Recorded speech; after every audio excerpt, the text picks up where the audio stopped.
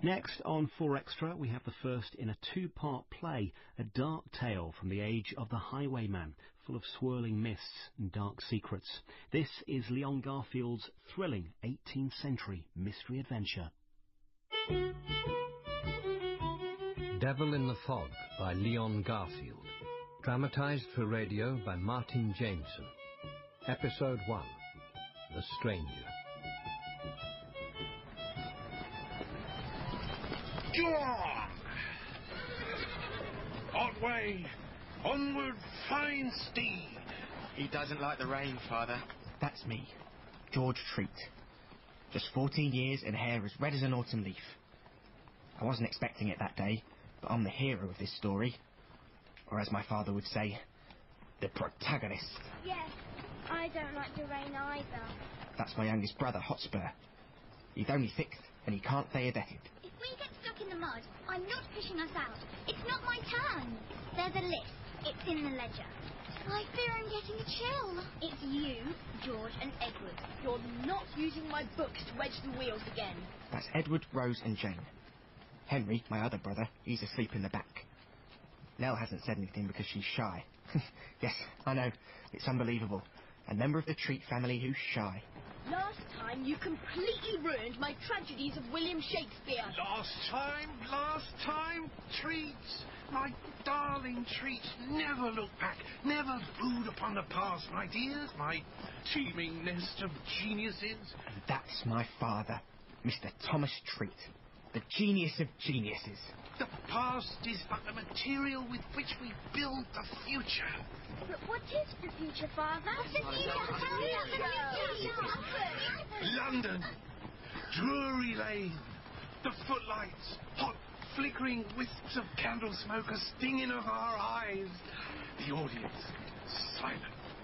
Now sit they gripped in marvelment at the newest stars to inflame the firmaments of their imaginations, and then a theatrical establishment of our very own.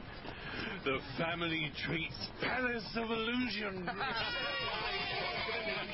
I don't think we're going to London now. Edward, the future is golden, and gold cannot be tarnished, not even by your prosaical exclamations. That's not what he means, Father. It's the Highwaymen! Whoa!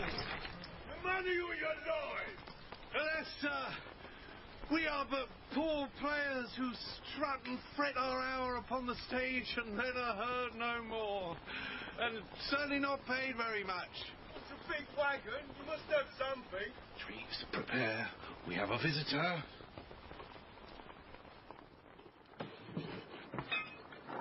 Junk. Oi, hands off. It's not junk! Junk and children and a load of old rope. What? A stage flying machine constructed after the principles of Archimedes, with a few unique improvements courtesy of my own invention. It's a compound pulley. Try not to tangle the rope. You could take it, of course, but in the wrong hands. It would spell certain death. You know what I want? Jewellery, silver, gold. George's hair is gold. Shut it. Our future is golden. You can take that. What about this basket? The properties of our art. Property. I like the sound of that. Wings. And crowns. An angel's robe. And devil's horns. Oh, 30 pieces of silver. I might keep these for myself. Betrayal. Sharper than a serpent's tooth. I'll have that. Keep them, sir, for they are but tin. What? Oh! I should pistol the lot of you and be done with it. Properties of the imagination, sir. Now do you understand? What about them jars? No, sir, not the jars. This stuff looks pricey. In these jars, sir, lurk the mysteries of the natural world. Oil of sugar, Berlin syrup, crystals of violet, salts of fire, and crystals of lemon. Lemon? Fierce and deadly as a tiger. Pilfer but one, and I cannot be held accountable for your life. You said lemon. Oh! Oh, no, what is it? Too late. It has escaped. I do but pull the stopper on this retort and the vapours will conjoin to conjure the smoke of Lucifer himself. Lucifer? Avert your eyes. Father, don't! Not the smoke of Lucifer, Father, please. Father, no! I have no choice. No, don't. Stop! It is too late. You're a lunatic.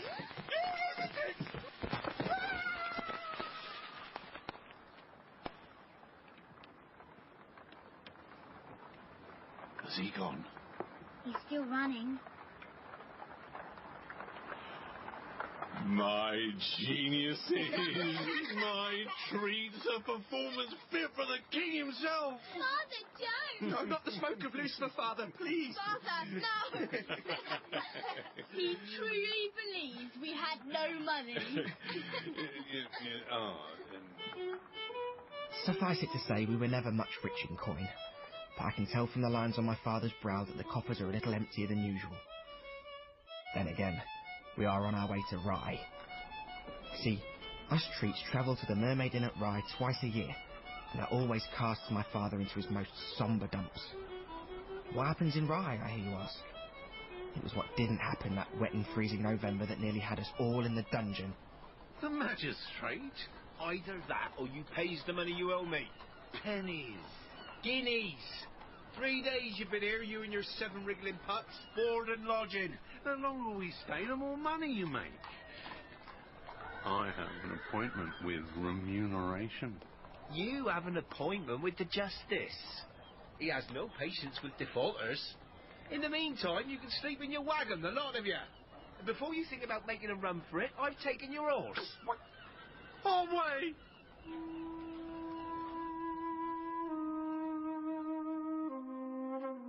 It's because of the stranger.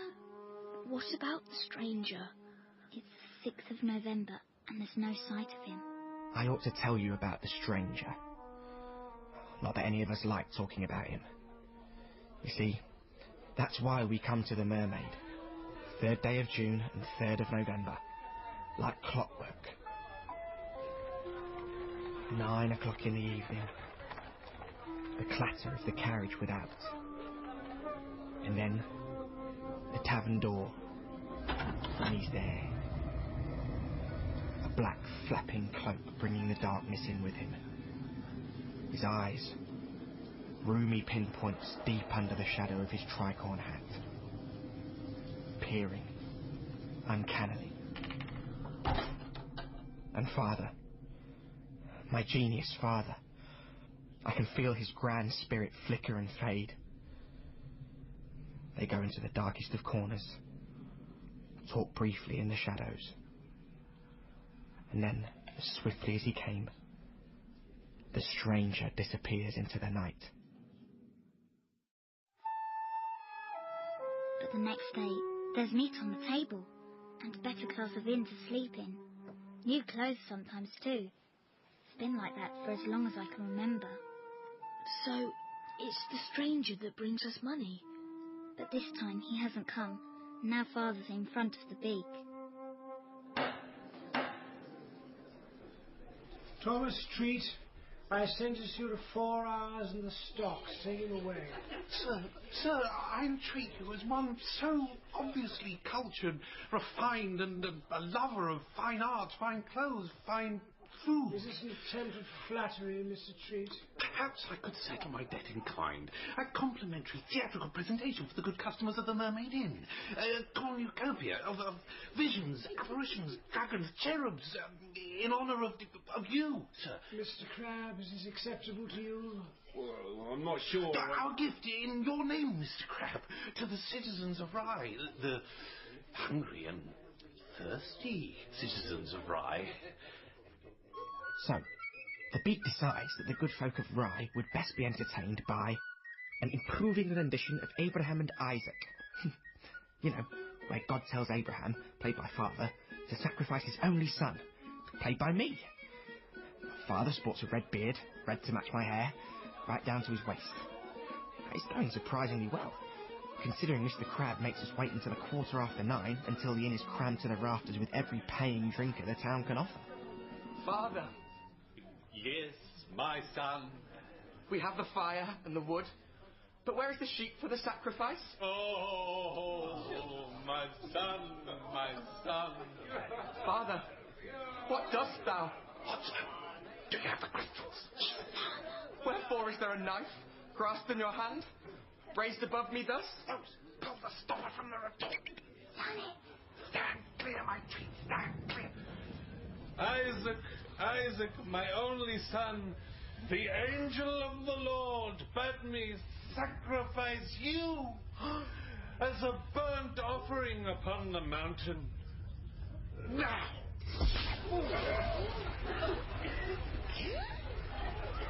Treat, what do you think you're doing? We're summoning the angel of the Lord, dressed as you'll see in the likeness of the Justice Cooper, through my finest stage illusion, Lucifer's smoke. You can't summon an angel with devil's smoke. Devils, angels, sometimes it's hard for the mortal heart to know the difference. But then, a hush descends on the drunken throng. It never fails, does Lucifer's smoke. First, a wisp of yellow. Then a column veined by fire. Billows of violet. Cascades of vermilion and emerald like 1,000 shooting stars. Are we ready yet? Henry and Edward are pulling on the ropes, We can't hold it much longer. ready for Jane to fly down on the hoist as the angel of the Lord. But before she can... Thomas Treat.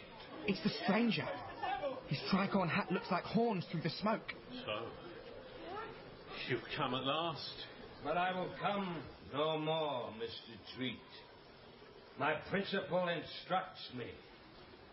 I will come no more. After 13 years? 13 years and now you say no more? Go and tell your principal. 13 years is too long. What must I do? Answer me, you dingy devil, answer me. Father, stop. He's gone. He's gone, Father. Right, that's it. Out, a lot of you. I'll have no black magic in my establishment. Get out. And you take your devil's paraphernalia with you.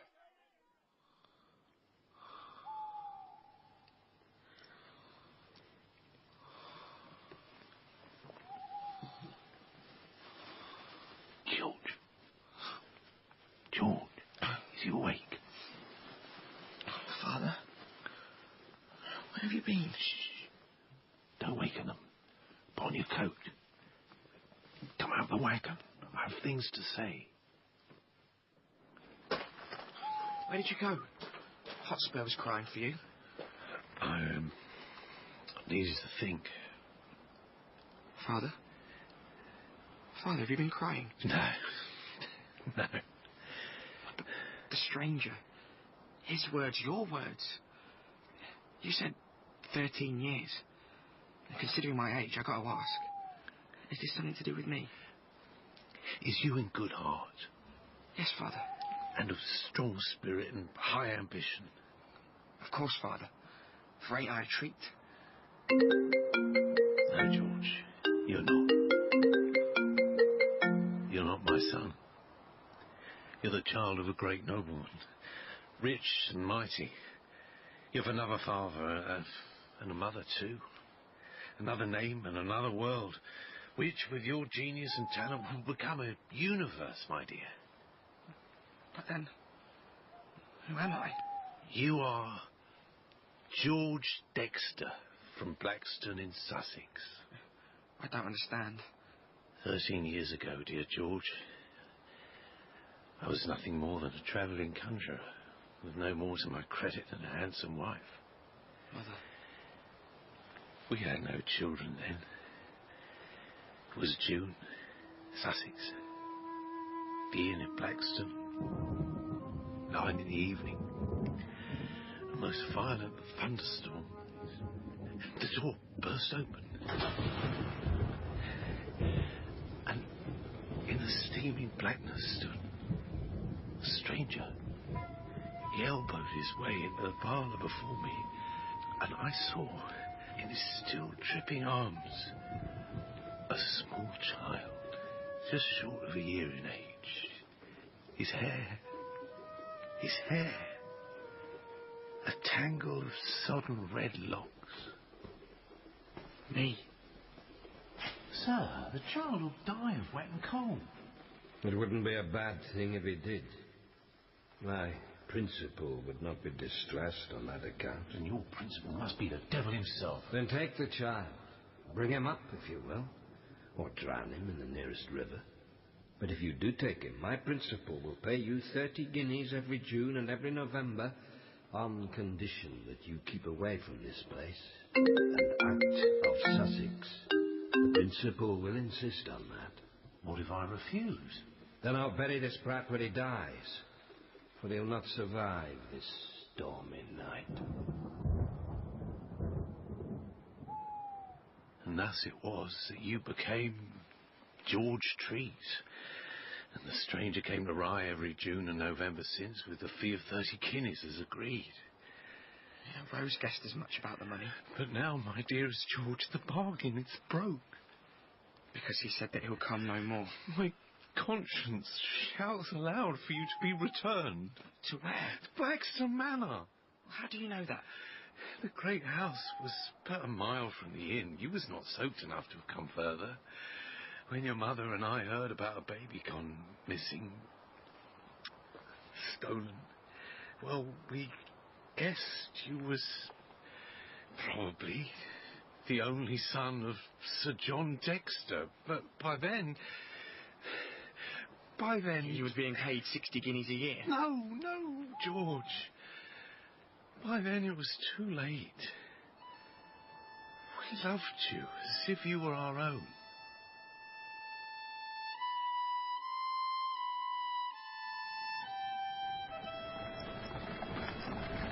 Are we nearly there yet? Yes, Hosper. This is the village of Braxton. What should we call you, George? I don't know. Lord George. Baron George. Prince George. King George. Hey! On with your poor old suit. Get off. There's robes in the basket and a crown. You'll need fine clothes if you're to be presented at court. I estimate a fortune of 10,000 a year. You could buy 100 flying machines. George won't be interested in pulleys and potions anymore. I will. You'll have to learn manners. Play the part, dear boy, as you've played it many times before. Be courteous, but not humble. Be overbearing. Great gentlemen are always overbearing. Only fools are overbearing. Everyone's the fool who's not a treat. Hotspur. Sorry, George. Whoa!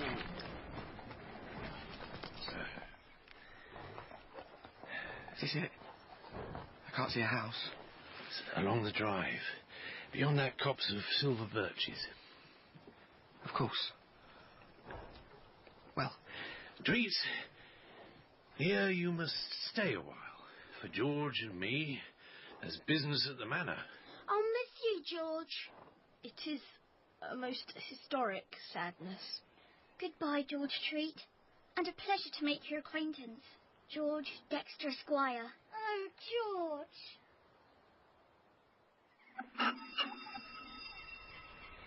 it's very big. The house. Indeed. A mansion. Vast. Tremendous. Rich. Very rich. Oh, they're a long time coming. Perhaps they're away in town. No, they'll come, my boy, they'll come. Perhaps we should go by the tradesman's door. Oh, remember who you are, George. This is the door for you. And don't you look the part more in your finest. Who is the principal? Listen to me, dear boy. Never ask that. Never speak of it in the house. Forget the principal. God willing, he'll forget about you. Father? Huh? No, Mr. Treat. Better. How shall I ever get used to it? Be excellent. Be courteous. Be loving. Be gentlemanly. In a word, be a treat. For whatever you was truly born, George, you've gleaned advantages as my... with us. Use your genius, but not for too much inquiring. Gentlemen don't ask. They either know or keep ignorant with a smile. Yes. The name's Treat. Thomas Street. We are here to request an audience with Sir John Dexter. Well, you can't. Go away. No, you don't understand, my dear fellow. It's a matter of the utmost importance that brings us to your master's door. No, you don't understand. Sir John's at another door. Death's door. He's dying. Joseph, who is it? The mountebank and the son by the look of him. No doubt hearing of the master's affliction and come to sell some crack medicine or other. How dare you, Let them in, Joseph. Madam, Sir John has requested that no visitor be turned away this day. are you sure? This day of all days. If you please, gentlemen. George, you go first. Is that my mother? Shh. I hope you'll not think me a monster when I tell you that the news my father is dying doesn't plunge me into an anguish of grief. Try as I might, I have no memory of the man. Just a little further. Now we walks what seems like 10 miles past 100 empty rooms and 100 paintings. Dexters by the dozen. Red-headed Dexters. Staring down at me from the centuries, reproaching me for my heartlessness. In here, gentlemen. Lady Dexter. How is he, Dr. Newby? Not long now. Not long. This don't surprise me. The air's stale and thick. It's a wonder any man can breathe in here. And we're not the only visitors neither, though it's hard to make them out in the gloom. What is it ails Sir John, may I ask? The peaceful departing of this world. May God have mercy on his soul. That looks like the parson, and we're none the wiser for it. Should we be afeard of the contagion? In the jar. There. Pick it up, boy. It's lead, sir. The round from a pistol. Miraculously extracted from Sir John's left lung. Miraculously, but at the cost of 2 pints of blood. He was shot. Who did this deed? Who is it? Who has come? Mr. Thomas Treat, sir, and his young companion. Who? Who is he? Step forward, boy. He cannot see. Sir? Red hair. I had red hair once. It's a pleasure to make your acquaintance, sir. What? What is your name? George. George. This is George Dexter, Sir John. I brought you back your son. Silence, you scoundrel. Do not tell him here now. Dexter, please sit down. No, please, unhand me. Mr. Treat, you walk upon dangerous ground. I have proof, sir. This shawl and this, Give that to me. What is it? George's rattle. His rattle. I treasured it all these years. Mr. Bennet, do you think this boy can be who he claims? He has red hair. Fool. He is handsome enough. Too handsome, perhaps? Madam, no. Dr. Newby, Mum, your opinion. come here, boy. Sir? When George Dexter was an infant, that wretched nurse let him fall on the terrace. I remember. He suffered an injury, a cut, deep, shaped like a comma, over his right eyebrow. Of course, yes. I have a scar, sir. Here. Then look, Mum. There's no doubt. This is George Dexter indeed. So you've come home? Mother? My son? A son. I have a son. You are not George Dexter. You cannot be. Who's this? In the corner, a bundle of black with a sickly, wizened face. I didn't notice her before. Mrs. Montague. I did not ask your opinion. Because you know I've been talking to George Dexter these past 13 years. God help me. Oh, God help me. I've never spoken to this lady in my life. That is because she swore to me that you talked to her from beyond the grave. I warned you about her. Told you not to lose faith. Told you we would find George one day. Then you must recover, sir. Your son needs a father as well as a mother. Mr. Treat? Sir? I thank you. You have done me a great service. Or a great crime. I think an explanation is called for, Mr. Treat. So, Mr. Treat, he tells them everything about that stormy night in June 13 years ago, the stranger and the mysterious principal who, it seemed, had stolen me from my parents, and the bargain with Mr. Treat, and the bargain being broken, his conscience, and all the rest of it. And for his pains, they'd give him £1,000, and the kindness to let him and me make our farewells alone. Well, George, fine house, eh? Worthy people, my boy. Noble, rich, exactly as I told you. Except that my father's about to die. And you are his only son, an heir to a vast fortune. That is little comfort, Mr. Treat. It's as if I've lost two fathers. But you've found a mother again. Well, she's a great lady, but... George? It isn't easy to call her mother. You'll grow to love her, George. You have an affectionate nature. £1,000? What will you do with your windfall, sir? The family treats. Palace of Illusion, of course. London at last, eh? We'll make our names. I'll come to see you soon. Perhaps not. No, not at first, George. You've a new life, and we must grow a little apart, you and I. Mr. Treat. Now, I must go. Mr. Treat! Do not embrace me. Do not embrace me.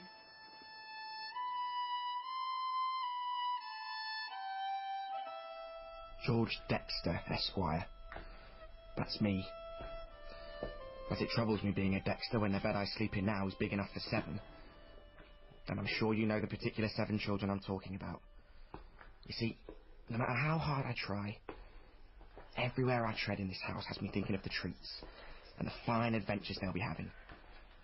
Even though there's all those Dexter portraits staring down at me from the walls. I'll swear they can read my thoughts, trying to drum the treats out of my head. You're a Dexter now, boy. Be a Dexter. Don't think about them treats. You're not a treat here, boy. Well, at least that's what I think they're saying. The library. I'll read a book. Take my mind off it. Forget about the treats. What Edward wouldn't give to have sight of so many learned volumes. George? Hello, Mother. You're fond of books? No, not especially, but my brother, I mean to say, someone I know, would like them very much indeed. So why did you come in here? This house is very big. I'm trying to get acquainted with it. And what do you think to your new home, George? Oh, it's vastly elegant, madam. Vastly elegant? Vastly. Do you like the paintings? They are vastly elegant as well, Mother. Some are more pleasant to the eye than others. That one in particular. That's an empty frame, George. No, I mean the frame is vastly elegant, but the painting ain't, because it isn't there. This is not amusing, George. What happened to it? Is it damaged? We will go to see Sir John. Perhaps he is awake again. Wait, and here, there's a scrap of... Come away! Mother? It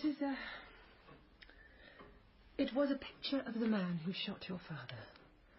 What, some rival family? Why would you hang a picture of your enemy in the library? No, George, he is a Dexter. Captain Richard Dexter. He is your uncle. We will speak no more about him. Do you understand? What was it Mr. Treat said? Use your genius, but not for too much inquiring. But then again, I remember another thing he said. If you have a talent, dear boy, it is a sin against God himself not to use it. I'll find Joseph in the kitchens. Joseph? Mr. George, sir.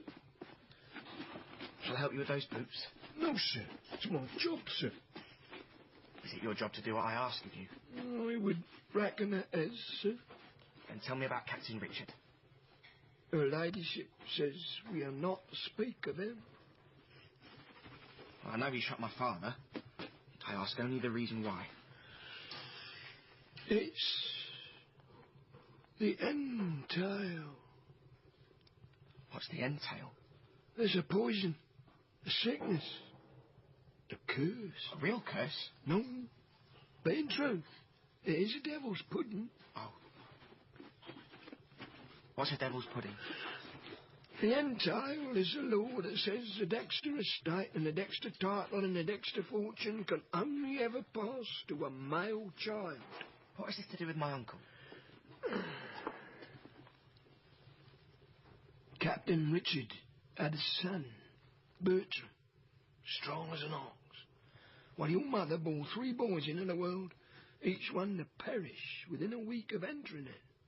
Until I was born. You was a sickly child, too. But even your mewling and whimpering was enough to stir a festering canker in your uncle, as if you was stripping the riches from him your very self, stealing them from under his nose. So he was the principal.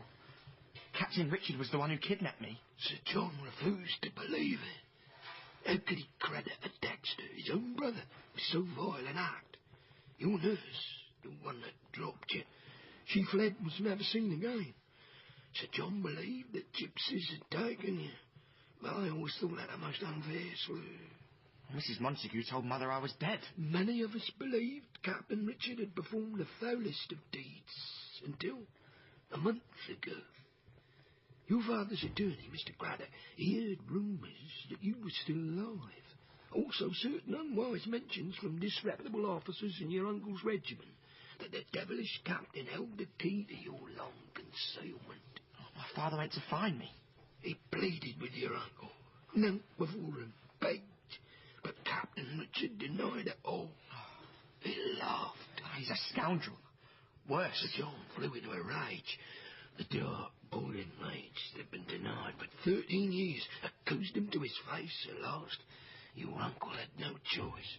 Admit the crime or challenge your father to a duel. Oh, but my uncle's a soldier. He's familiar with a pistol. Horribly familiar. Oh, so my father's a dying on my account. The captain was thrown into Newgate for duelling. The principal was locked away. The bargain was broke. And I was returned to Sir John. You should be proud. There's not many a boy of 14 has the noblest blood in England spilled on his behalf. Well, it's little wonder his portrait was taken from the frame. It wasn't taken, Mr. George, sir. It was ripped.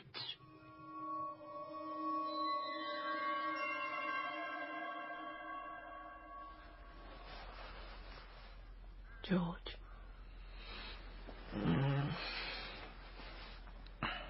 George? What? Why are you looking at me like that? What's the matter? Is it father? Is he dead? No. Your father is recovering. Dr. Newby is confounded. He says it's you. You're a medicine, a physic in human form. A miracle. This morning Sir John has taken hot meat broth. I've done nothing, Mother. You were talking in your sleep. Something about Lucifer's smoke.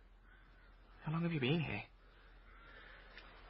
I have brought some plainer clothes for you to wear day to day. What's wrong with my clothes? Hey, that's my finest coat. I am partial to green brocade, aren't you? Red shoes, George. Silk stockings shot with gold thread. A waistcoat of silver lace mounted on yellow water tabby. Yeah, fine, ain't they? I shall keep them safe. These new clothes will serve you adequately. Yes, Mother. And George, now you've made yourself known to the household, there's no further occasion for you to spend all your time in the kitchens gossiping with the servants. I don't mean to displease you. Today we have a visitor. Mrs. Rumbold will be here at 11. Your father will sit up in the brown drawing room to receive her. You are indeed just as I'd heard. What had you heard, Mrs. Rumbold? Mr. Bennet advised me as to what a remarkably fine-looking young man he is. Thank you, Mrs. Rumbold. Mr. Bennet also told me of your life as a travelling player. Those days, they are behind him. Tell me, George, did you play Shakespeare? Popular selections from time to time. Julius Caesar? Friends, Romans, countrymen, lend me your ears. Oh, Hamlet? To be or not to be? That is the question. Oh, Romeo and Juliet. Eyes look your last. Arms take your last embrace, and lips, oh, you the doors of breath, seal with a righteous kiss, a dateless bargain to engrossing death. Oh. Here's to my love. Ultra apothecary. Thy drugs are quick. Thus, with a kiss, I die. Oh, my God. He's dead. Call Dr. Newby. Get up, George. Yes, Mother. He's alive. Oh, sir, isn't he the thing? Hardly like a Dexter at all. Mrs. Rumbold. But, I need to say the quality of his acting made him a different person. Not a Dexter, which is clearly what he is. I am tired. I am exhausted. George and I will follow you to your carriage. Joseph? Oh, so soon. Madam? Yes, goodbye, Sir John. He is sleeping again. It is best we leave him swiftly. But he's not asleep. Father's staring at the painting above the grand stone fireplace. The first Sir John Dexter. Hair as red as flame, an arrogant hand upon his hip, scowling down at him. No words are spoken, but it's as if they're wrapped deep in some secret discourse. George. Sorry, Mother. Walk with me. Mrs. Rumbold is waiting. She seems most amiable, Mother. You will never do that again. Never. Do you hear? I speak but for your own good, George. My son. For your own good.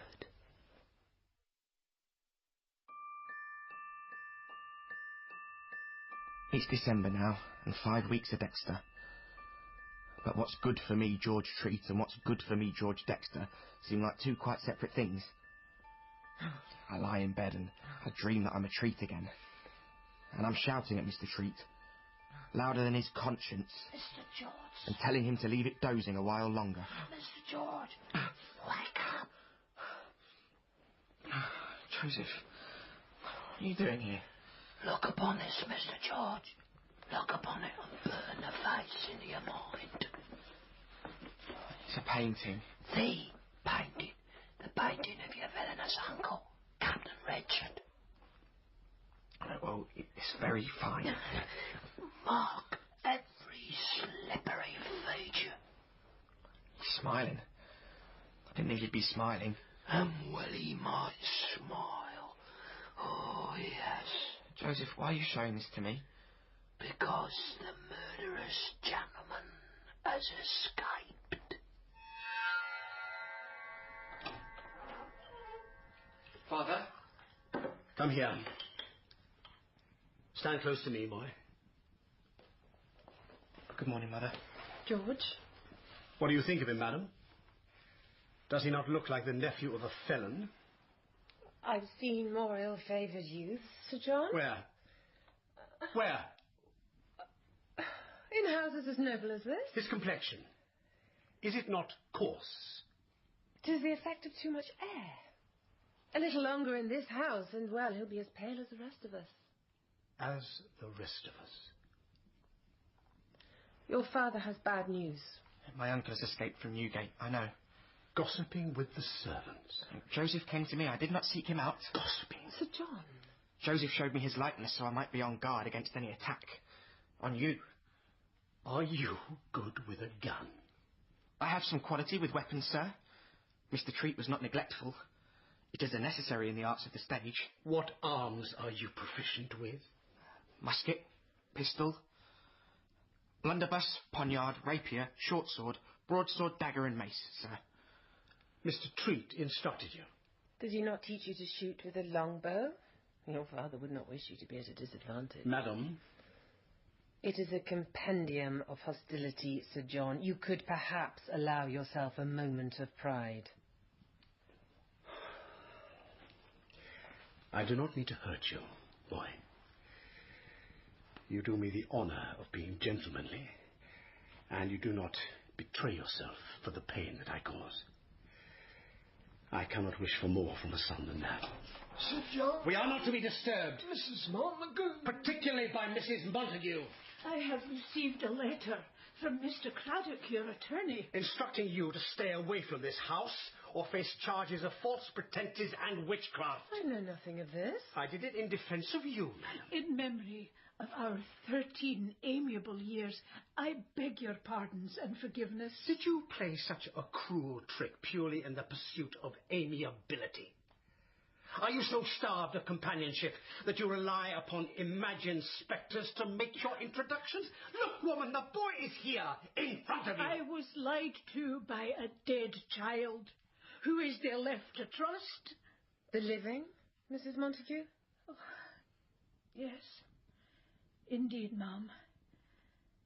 And I'm glad that I should be proved a foolish old woman by so handsome and lively a young man. Come here. Madam. Come here. Yes, Mrs. Montague. Oh, George, how much nobler you are than the complaining babe who deceived to take your place. Oh, wicked, wicked ghost. The cop's at 4. Be at the cop's. Stand away from him. Wicked ghost. Mrs. Montague, I do not doubt that if you hope for Sir John's pardon, you will leave at your earliest convenience. Yes, of course. Good day to you, Lady Dexter. Good day. Sir John, George, I have said all that I came here to say. She looks me straight in the eye when she says that, as if to make certain that I've understood her. The cop's at 4. Be at the cop's. Why on earth have I come here? The gloomy winter sun is fading fast.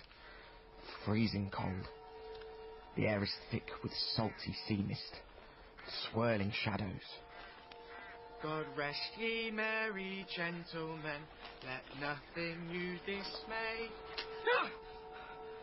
Mrs. Montague? Nothing. It's nothing. Remember Christ our What can she want with me? Does she want me to plead her case with my father? Does she want to kill me? To slip a knife into my breast to add me to her stock of talking spirits?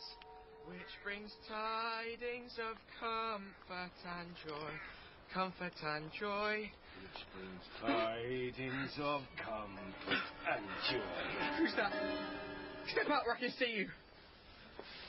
So, you're my long-lost nephew. Captain Richard. Don't move.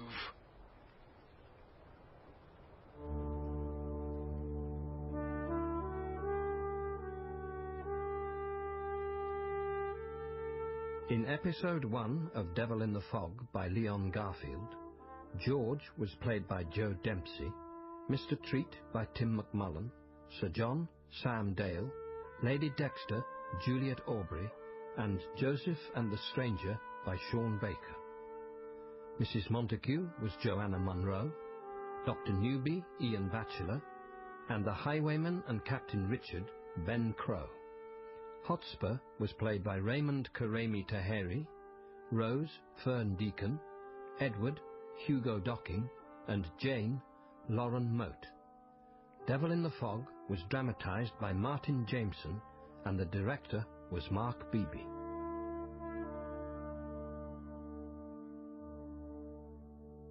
What a place to leave it. Don't miss the second half of Devil in the Fog at the same time tomorrow.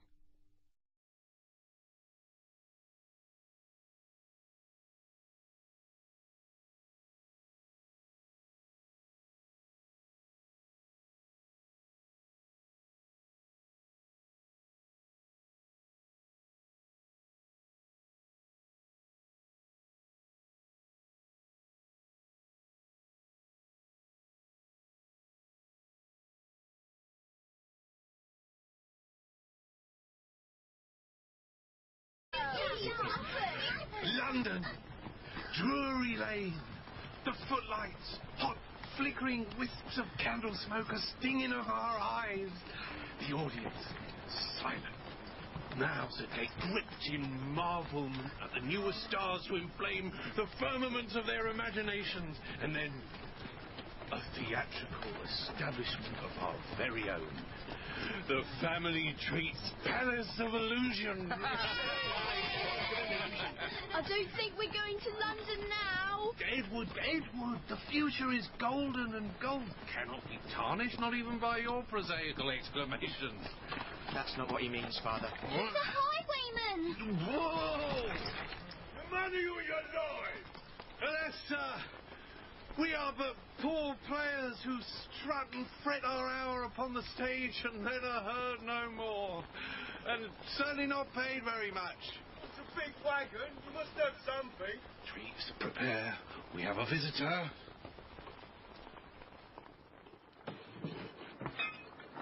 Junk.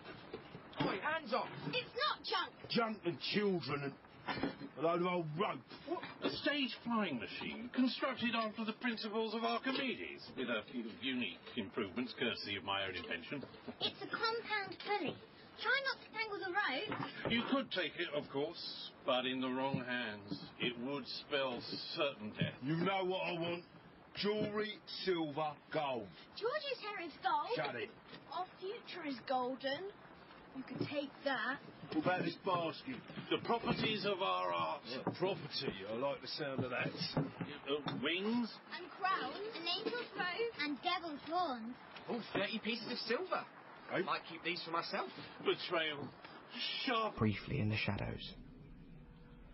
And then, as swiftly as he came, the stranger disappears into the night. But the next day, there's meat on the table, and a better class of inn to sleep in. New clothes sometimes too. It's been like that for as long as I can remember. So, it's the stranger that brings us money. But this time he hasn't come. Now Father's in front of the beak.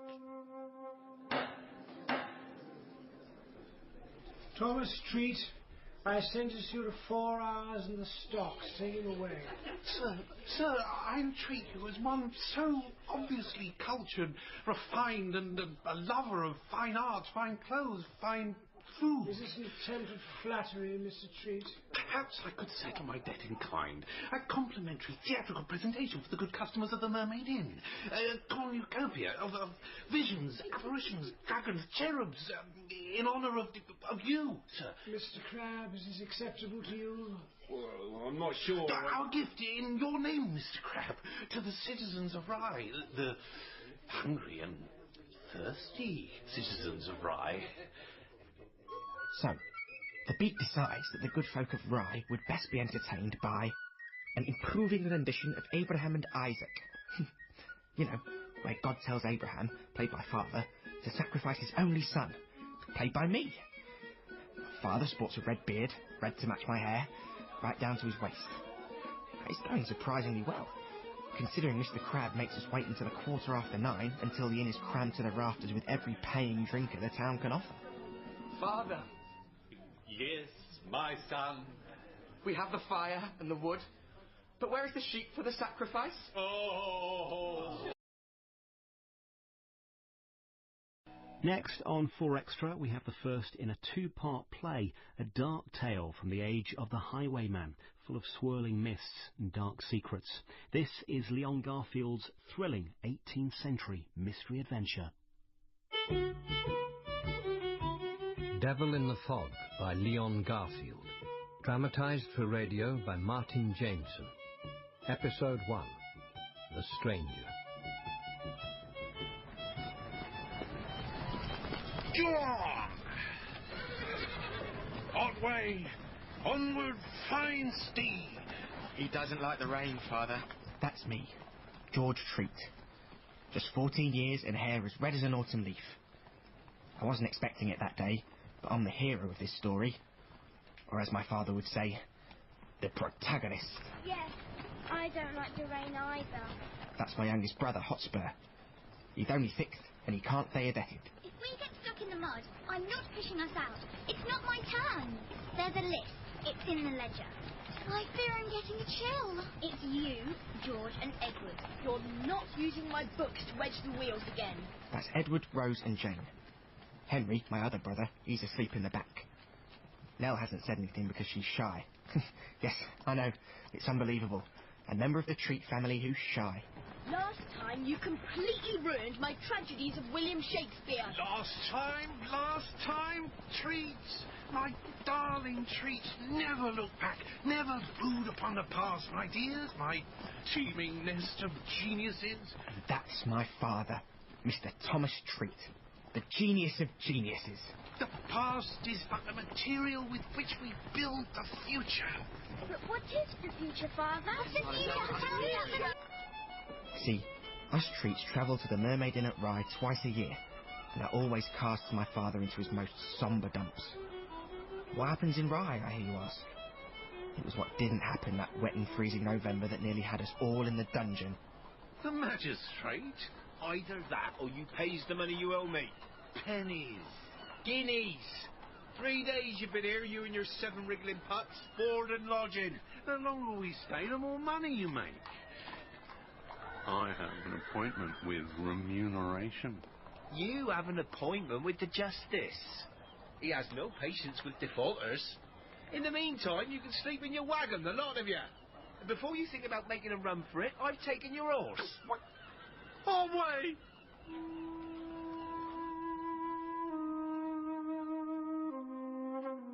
It's because of the stranger.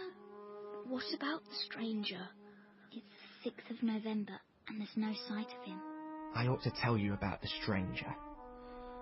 Not that any of us like talking about him. You see, that's why we come to the Mermaid.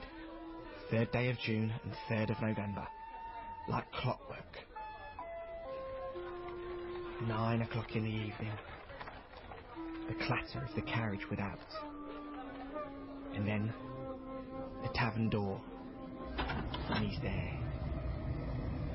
A black flapping cloak bringing the darkness in with him. His eyes, roomy pinpoints deep under the shadow of his tricorn hat. Peering, uncannily. And father, my genius father, I can feel his grand spirit flicker and fade. They go into the darkest of corners. Talk. Whether the serpents took all of that? Keep them, sir, for they are but tin. What? Oh! I should pistol the lot of you and be done with it. Properties of the imagination, sir. Now do you understand? What about them jars? No, sir, not the jars. This stuff looks pricey. In these jars, sir, lurk the mysteries of the natural world. Oil of sugar, Berlin syrup, crystals of violet, salts of fire, and crystals of lemon. Lemon? Fierce and deadly as a tiger. Pilfer but one, and I cannot be held accountable for your life. You said lemon. Oh! What is it? Too late! It has escaped. I do but pull the stopper on this retort, and the vapours will conjoin to conjure the smoke of Lucifer himself. Lucifer? Children, avert your eyes. Father, don't! Not the smoke of Lucifer, father. Please. Father, no! I have no choice. No, don't. Stop! It is too late. You're a lunatic!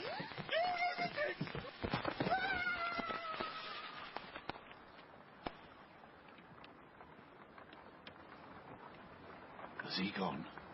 He's still running. My geniuses, my treats, a performance fit for the king himself. Father, don't! No, not the smoke of Lucifer, father, please. Father, no! He truly believes we had no money. Suffice it to say, we were never much rich in coin. But I can tell from the lines on my father's brow that the coffers are a little emptier than usual. Then again, we are on our way to Rye.